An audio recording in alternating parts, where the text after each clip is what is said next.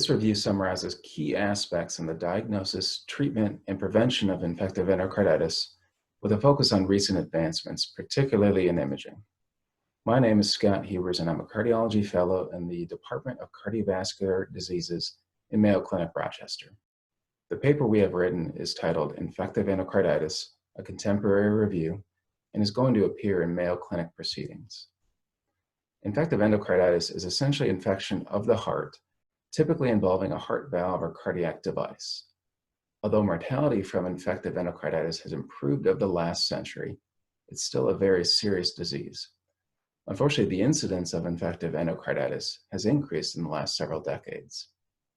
Since infective endocarditis is a deadly disease and is becoming more common, our goal in writing this review was to give readers a broad overview of the epidemiology, diagnosis, treatment, and prevention of infective endocarditis.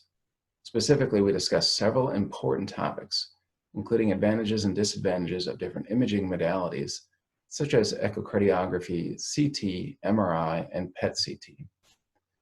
With regards to treatment, one question that frequently arises in infective endocarditis is about timing of surgery.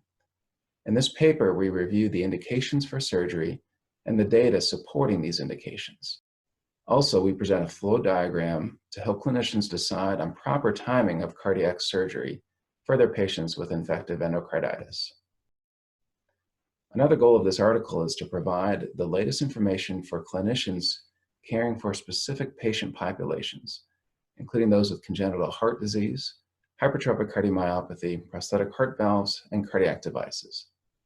Specifically, the diagnosis of cardiac device infection can be challenging, so we provide a decision tree to help clinicians diagnose and manage these patients.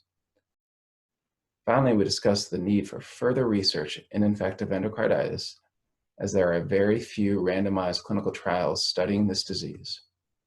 The bottom line is that infective endocarditis can be a complicated disease to diagnose and manage, but our paper gives readers a concise overview of the disease and also a source of important recent updates.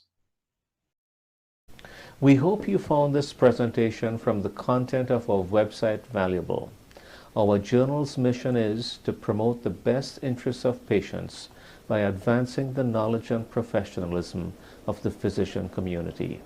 If you are interested in more information about us, our homepage is www.mayoclinicproceedings.org. There you'll find access to information for our social media content, such as additional videos on our YouTube channel or journal updates on Facebook. You can also follow us on Twitter. More information about healthcare at Mayo Clinic is available at www.mayoclinic.org. This video content is copyrighted by Mayo Foundation for Medical Education and Research.